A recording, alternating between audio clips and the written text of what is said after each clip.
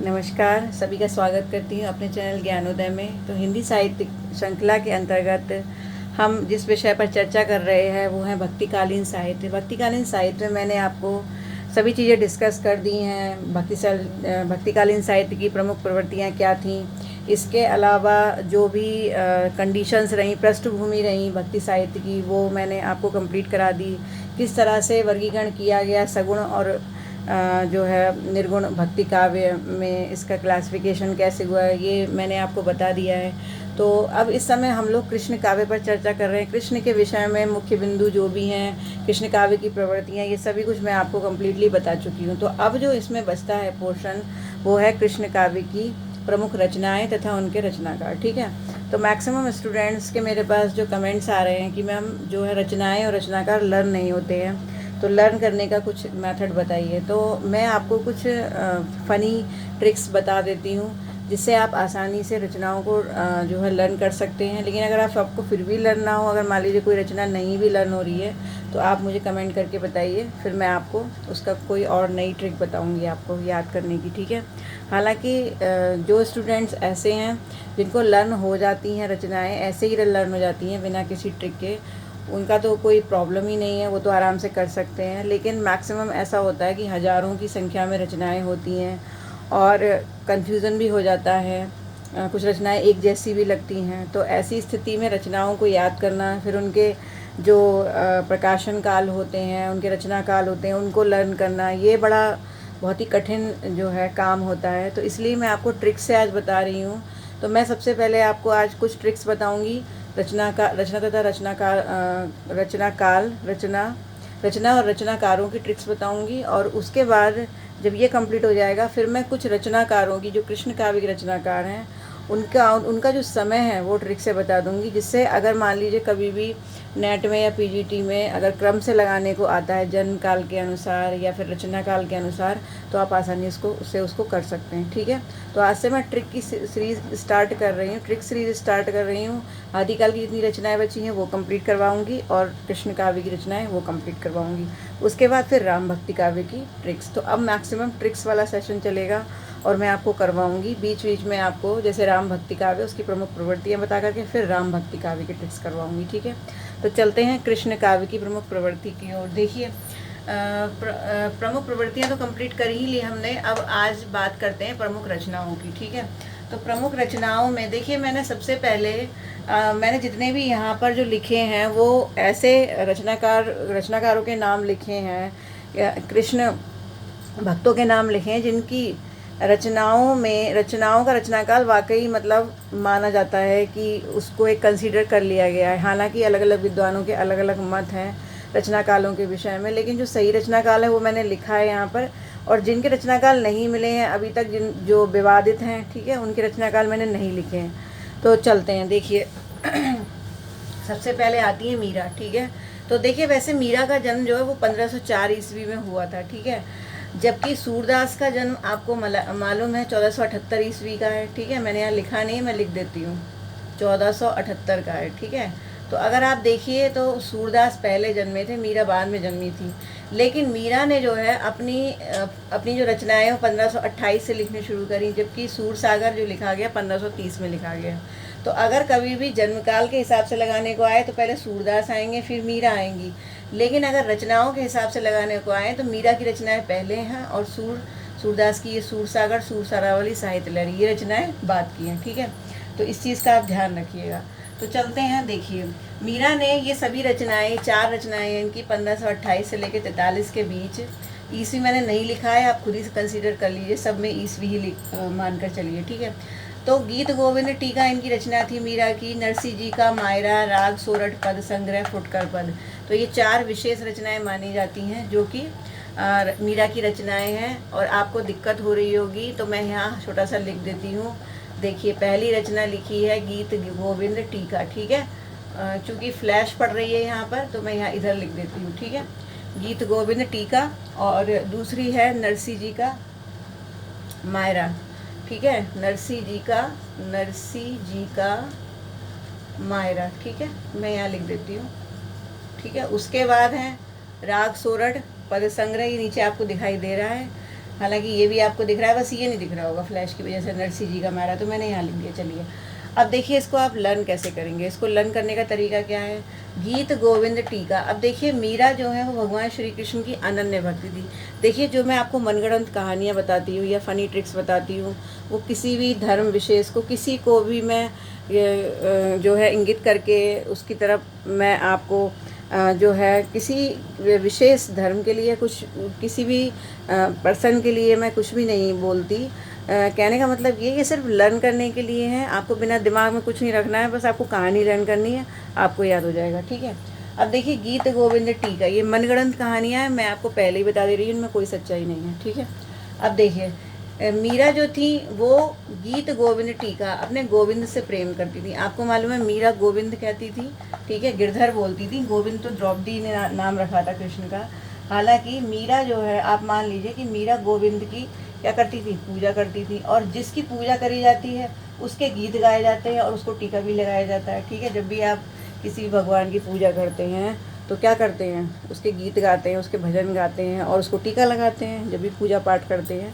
तो इसी तरह से मीरा क्या करती थी, गीत गाती थी गोविंद के और टीका लगाती थी, तो गीत गोविंद टीका ये एक ट्रिक बन गई। ठीक है, फिर आता है नरसी जी का मायरा। अब देखिए इसमें क्या करिए आप, मायरा की जगह जो है आप मायका कर लीजिए। ठीक है, मायका, अगर आपको मायका शब्द याद आएगा तो मायरा तो खुद ही याद आ जाएगा। अब आप ये मान लीजिए कि मीरा अपने मायके जाती थी। मीरा कहाँ जाती थी, अपने मायके। हालांकि मीरा ऐसा नहीं था कि मायके, हालांकि लास्ट में मीरा मायके में रही थी, उसके बाद फिर वृंदावन चली गई थी। ठीक है, मैं आपको जब जीवनी पढ़ाऊँगी तब बताऊँगी आपको, लेकिन आप ये मान लीजिए ट्रिक के लिए कि मीरा मायके जाती थी। ठीक है, अब देखिए जब कोई भी स्त्री जब अपने मायके जाती है शादी के बाद में तो बड़ी खुश होती है। तो मीरा गई मायके। ठीक है, तो मायका यानी मायरा। ठीक है, तो नरसी जी का मायरा आप यहाँ से लर्न कर लीजिए। उसके बाद जब वो मायके जाएगी अपने तो बड़ी खुश होगी और खुशी में क्या मचाएगी, शोर मचाएगी। सोरठ में क्या आ रहा है शब्द, शोर आ रहा है। ठीक है, तो वो खुशी में क्या मचाएगी, शोर मचाएगी, और शोर से गाने गाएगी, राग गाएगी तरह तरह के। ठीक है, तो शोर से वो राग गाने लगी। तो मीरा ने टीका लगाती थी, गीत गाती थी गोविंद के। उसके बाद वो मायका जाती थी। मायका जाने के बाद वो शोर मचाती थी, राग गाती थी। और इसके अलावा मीरा की एक आदत और भी थी, मैं आपको बताती हूँ। देखिए फुटकर लिखा है ना, तो आप फुटकर की जगह फूट कर दीजिए। ठीक है, बड़े ऊ की मात्रा इसमें लगा दीजिए।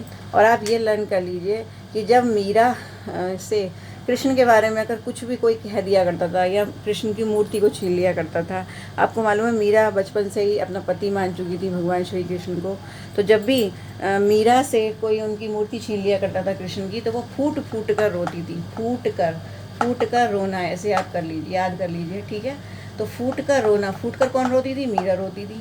तो 1 2 3 4 ये चारों रचनाएँ इस तरह से आप लर्न कर सकते हैं। ठीक है, उसके बाद नेक्स्ट आते हैं सूरदास। ठीक है, तो सूरदास की रचना देखिए, ये जितनी रचनाएं 1528 से 43 के बीच लिखी गई है, और ये 1530 से में सबसे पहले सूर सागर लिखी गई। 1530 से 47 के बीच इसका जो है माना जाता है। ठीक है, समय।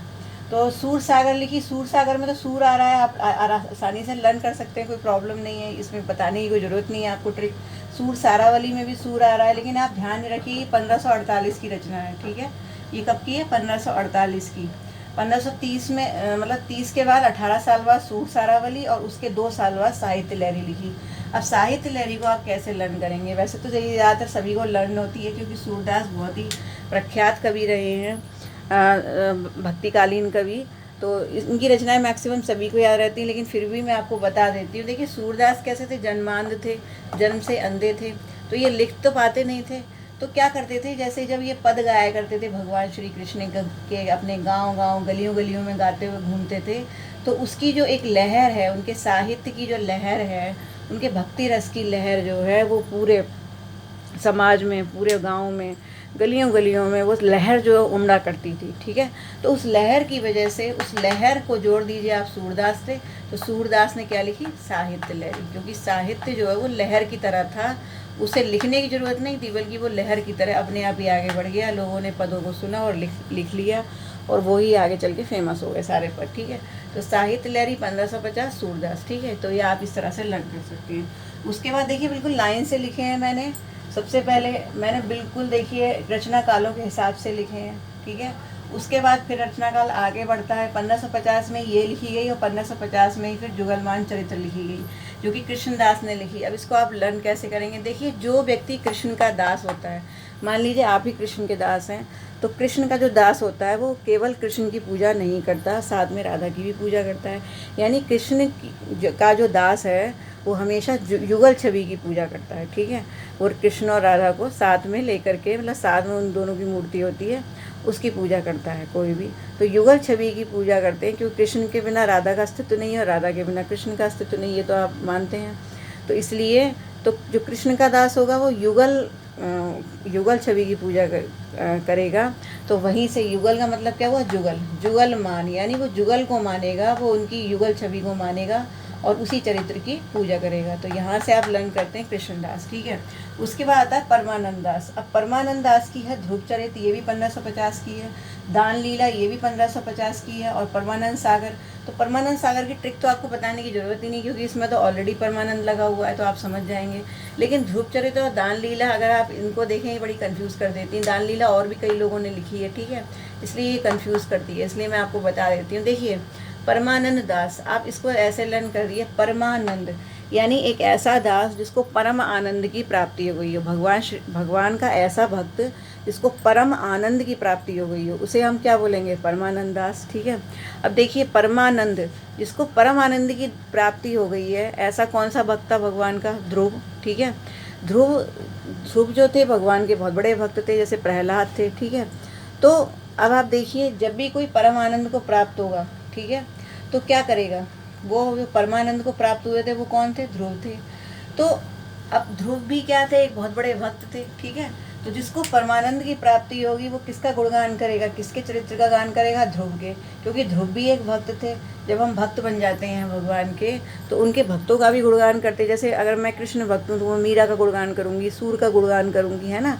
उसी तरीके से जो परमानंद दास है, जिस यानी जो परमेश्वर को प्राप्त हो गया, परम आनंद को प्राप्त हो गया, वो ध्रुव चरित्र का गान करेगा, ठीक है। और आपको मालूम है कि जो परमानंद दास है, यानी जो परमेश्वर को प्राप्त हुआ है, जिसे आनंद की प्राप्ति हुई है, जिस पर परमात्मा की कृपा हुई है, वो दान जरूर करेगा। तो दान लीला भी उसकी लाइफ में आएगी, ऐसी लीला आएगी जिसमें वो दान करेगा, ठीक है। तो परमानंद कौन होता है? परमानंद ध्रुव चरित्र। आप ऐसे लर्न कर सकते हैं कि जो ध्रुव थे वो परम आनंद को प्राप्त हो गए थे, ठीक है, और वो बहुत अधिक दान करते थे। तो ये तीनों को आप रिलेशनशिप बना लीजिए और इस तरह से लर्न कर लीजिए, ठीक है। तो ये ट्रिक आपको हो जाएगी। अब इसके बाद नेक्स्ट जो है हम चलते हैं नंददास। तो देखिए, नंददास की जो रचनाएं हैं वो बहुत ही सारी रचनाएं हैं, एकदम सभी लर्न नहीं होती है, बड़ा मुश्किल होता है इन सबको लर्न करना।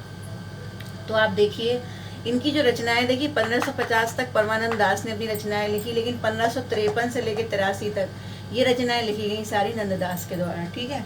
तो आप देखेंगे, नंददास की जो पहली रचना मैंने लिखी है वो है अनेकार्थ मंजरी, ठीक है। तो अनेकार्थ मंजरी जो है वो कैसे, इसको आप लर्न करेंगे। देखिए, आप सबसे पहले आप ये लर्न कर लीजिए कि आप नंद के दास हैं, ठीक है। नंद के दास, जो व्यक्ति नंद का दास होगा, नंद कौन थे? भगवान श्री कृष्ण के बाबा थे, ठीक है। भगवान श्री कृष्ण को का पालन पोषण करने वाली यशोदा और नंद बाबा। तो मान लीजिए कि आप नंद के दास हैं, आप गोकुल में रहते हैं और आप नंद के दास हैं, यानी जो भगवान श्री कृष्ण जहाँ पर रहा करते थे, वो जो नंद थे, ठीक है, उनके घर में आप नौकर हैं, उनके घर में आप दास हैं, ठीक है। तो आप क्या कौन बन गए? नंददास। अब देखिए, जो व्यक्ति नंद का दास होगा वो क्या करेगा? बहुत सारी अनेकार्थ मंजरी, वो मंजरी जो है लगाएगा, ठीक है। मंजरी का मतलब क्या हुआ? मंजरी से मतलब हुआ तुलसी, ठीक है। तुलसी का जो बीज होता है उसे मंजरी कहते हैं। आपको मालूम है भगवान कृष्ण को मंजरी बहुत प्रिय थी, मतलब तुलसी बहुत प्रिय थी। तो जब आप उनके दास हैं तो डेफिनेटली उनके घर में आप क्या लगाएंगे? मंजरी लगाएंगे, यानी तुलसी लगाएंगे। तो आप ऐसे लर्न करिए कि आपने नंददास के घर में, चूँकि आप उनके दास हैं, तो आपने वहाँ पर बहुत सारी मंजरियाँ लगाई हैं, अनेकार्थ मंजरी, अनेकों मंजरी लगाई है, अनेकों तुलसी के पौधे लगाए हैं आपने, ठीक है। तो जब अनेकों आपने मंजरियाँ लगाई तो क्या होगा? देखिए, जब जिस घर में तुलसी होती है वो तुलसी उस घर का मान बढ़ाती है। कहा यह जाता है कि तुलसी जो पौधा होता है वो अपने ऊपर सभी जितनी भी व्याधाएँ होती हैं उनको ले लेता है, यानी जिस घर में तुलसी का पौधा होता है वहाँ उस घर के लोग जो हैं वो उन पर व्याधाएँ नहीं आती, ऐसा माना जाता है, ठीक है। तो आप ये मानिए कि जो मंजरी है वो आप क्या बढ़ा रही है, आपका मान बढ़ा रही है, मान सम्मान बढ़ा रही है, ठीक है। इसके अलावा आपको मालूम है कि तुलसी का जो रस है वो बहुत ही ज़्यादा अच्छा माना जाता है, क्योंकि तुलसी एक औषधि भी है, ठीक है। जब भी आपको सर्दी जुकाम होता है, आप तुलसी का रस निकाल कर उसको पी लीजिए, उसकी चाय पी लीजिए बना करके, तो आप ठीक हो जाते हैं, ठीक है। तो तुलसी यानी मंजरी का क्या निकाला जाता है, रस, तो रस मंजरी हो गया। अब देखिए, आपने देखा होगा मार्केट में जो फेस पैक वगैरह मिलते हैं रूप को संवारने के लिए, चेहरे को सुंदर करने के लिए फेस पैक लगाते हैं, तो उसमें भी क्या पड़ी होती है, तुलसी। तो तुलसी यानी मंजरी क्या कर रही है, हमारे रूप को संवार रही है, ठीक है। रूप को संवार रही है तो रूप मंजरी हो गई। और देखिए, जब भी हम विरह की स्थिति में होते हैं, विरह का मतलब जब हम बहुत ही परेशान होते हैं, बहुत ज़्यादा दुखी होते हैं, तो ऐसी स्थिति में हम क्या कहते हैं कि भाई एक कप चाय बना लेते हैं, थोड़ा दिमाग ठीक हो जाएगा, ठीक है। टेंशन में होते हैं या फिर थके हुए होते हैं, तो जब भी हम विरह की स्थिति में होंगे तो मंजरी क्या करेगी, हमारे विरह को दूर कर देगी, ठीक है। तो विरह मंजरी। अब आप देखिए, इतनी सारी मंजरियाँ आपने उगा ली, ठीक है। अब आप एक चीज़ और देखिए, जहाँ पर रस होता है वहाँ भौरे ज़रूर होते हैं। भंवरे कहाँ लगते हैं, जहाँ पर उसे रस मिलता है। जैसे भौरा जो है वो पुष्पों पर बैठता है, हालांकि, लेकिन यहाँ मैं आपको सिर्फ लर्न करने के लिए बता रही हूँ कि रस है तो भंवरा जरूर होगा। भौरा किसके पास आएगा, रस के पास, ठीक है। अब इस तरह से याद कर लीजिए। तो ये हो गया भंवर गीत। देखिए भंवरा यहाँ पर लर्न कीजिए, आप इसको भ्रमर गीत मत समझिएगा। भ्रमर गीत जो है वो सूरदास ने लिखा था, भंवर गीत जो है वो लिखा था नंददास ने, ठीक है। तो ये भंवर गीत है, तो भौरा याद कर लीजिए आप इसको, ठीक है। उसके बाद फिर आते हैं श्याम सगाई। अब देखिए क्या होता है कि जब आप वहाँ पर दास हैं आप नंद के, तो आपको पता चलता है कि श्याम की सगाई हो रही है, यानी जो भगवान श्री कृष्ण हैं उनकी, जैसे यशोदा मैया जो है, जब वो मजाक करती थी तो कहती थी कि राधा से तेरी सगाई कर दूंगी, इस तरह से वो कहा करती थी। तो आपको पता चला कि कृष्ण की सगाई हो रही है, ठीक है। तो जब आप उस घर में दास हैं तो आपको बहुत सारे काम करने पड़ेंगे, ठीक है।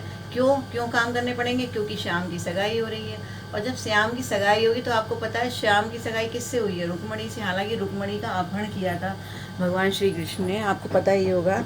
लेकिन मैं यहाँ पर, चूँकि ये मेरी मनगढ़ंत कहानी है, तो आप समझ लीजिए कि मैं ये आपको याद कराना चाह रही हूँ कि रुक्मणी से श्याम सगाई हुई, ठीक है। आप ऐसे लर्न कर लीजिए। तो जब रुक्मणी से श्याम सगाई होगी तो मंगल गीत भी गाए जाएंगे, ठीक है। तो श्याम सगाई रुक्मणी से हुई और मंगल गीत गाए गए, तो यहाँ से आप लर्न कर लीजिए श्याम सगाई और रुक्मणी मंगल, ठीक है। अब आपको मालूम है कि जब सगाई होगी, जब भगवान की सगाई होगी, तो भाई दोस्त तो आएंगे ही, ठीक है। तो उस सगाई में कौन आया, उस सगाई में सुदामा भी आए, ठीक है। तो सुदामा चरित यानी रुक्मणी की सगाई में, रुक्मणी और श्याम की सगाई में कौन आए, सुदामा जी आए। तो सुदामा चरित यहाँ से लर्न कर लीजिए आप। हालांकि सुदामा चरित जो वो नरोत्तम दास की भी लिखी हुई है, ठीक है। अब इसके बाद क्या होता है, आपको मालूम है भाई, जब भगवान श्री कृष्ण का विवाह हो रहा है तो जितनी भी भगवान श्री कृष्ण की प्रिय चीज़ें हैं, जो भी प्रिय, जिसको वो ज़्यादा उन्हें अच्छी लगती हैं, जो चीज़ें प्रिय हैं, वो सभी उनकी विवाह में उनको शामिल किया जाएगा, ठीक है। तो आपको मालूम है कि भगवान श्री कृष्ण को गोवर्धन पर्वत बहुत प्रिय था। तो जैसे आप कहीं शादी वादी करते हैं तो अपना मनपसंद बैंकेट हॉल जो है वो चुनते हैं, ठीक है।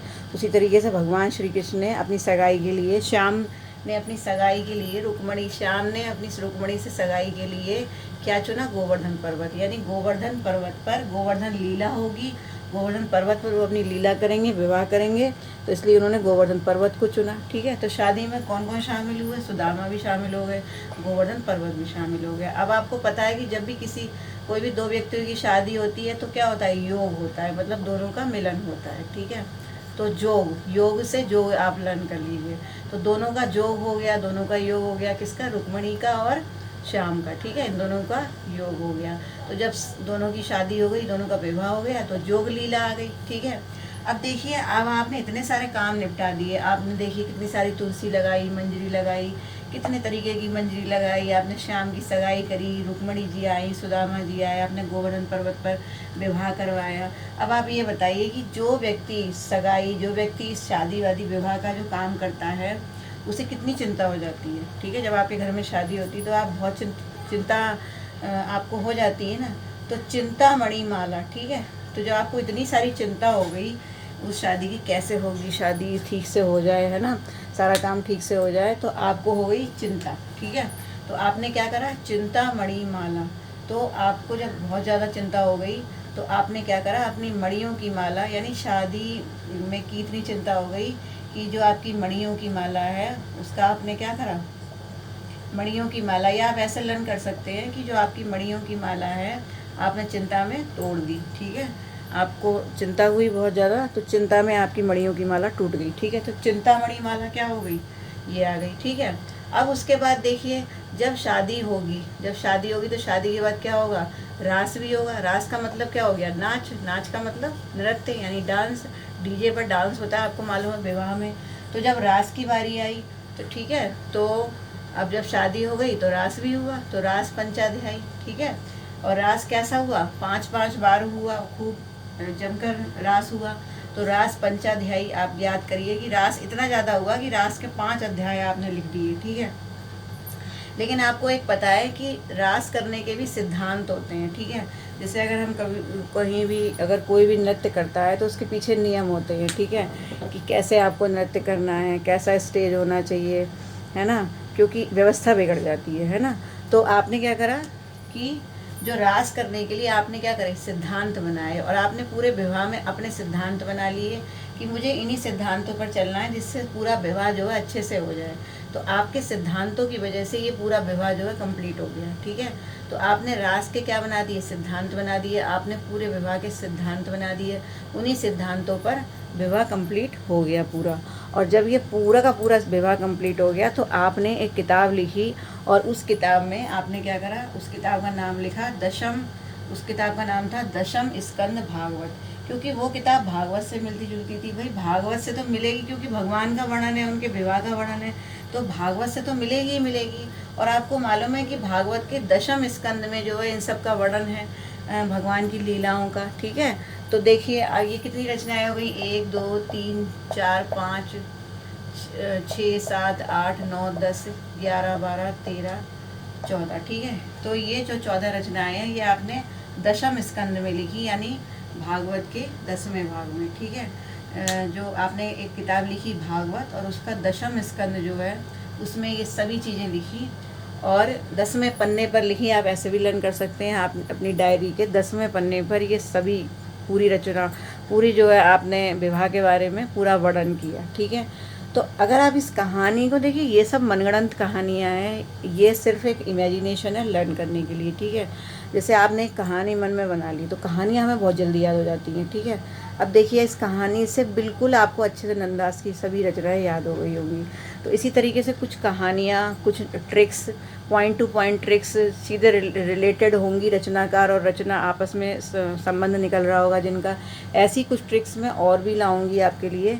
नेक्स्ट वीडियो में मैं आपको 20 से 25 ट्रिक्स और दूंगी। ठीक है, तो आप उनको भी देखिएगा। तो इस तरह से रचनाएं जो है लगातार लर्न कर लीजिए। आदिकाल की कुछ रचनाएं बची हैं, हालांकि मैंने आपको 2 वीडियोस रचनाओं के दे रखे हैं, आपने देखे भी होंगे, आदिकाल की प्लेलिस्ट में लगे हुए हैं, आप वो ज़रूर देख लीजिए, क्योंकि मैं उनको रिपीट नहीं करूँगी। ठीक है, उन रचनाओं को, लेकिन जो रचनाएं नहीं हुई आदिकाल की उनको मैं फिर से रिपीट करूँगी और आपको ट्रिक्स दूँगी। ठीक है, और बाकी कृष्ण काव्य की जितनी बची हैं वो सब दे दूँगी, फिर रामचरित पर शुरू होंगे। ठीक है, तो देखिए इतनी ट्रिक्स मैंने आपको दे दी, तो आप पहले इतनी लर्न कर लीजिए, उसके बाद नेक्स्ट वीडियो में मैं और ट्रिक्स दूंगी आपको। आशा करती हूँ आपको याद करने में दिक्कत नहीं हुई होगी, सभी लर्न हो गई होंगी।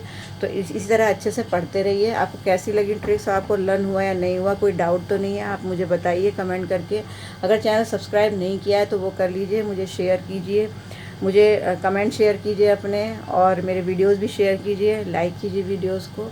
तो फिर मिलती हूँ नेक्स्ट वीडियो में नई नई ट्रिक्स के साथ। नमस्कार।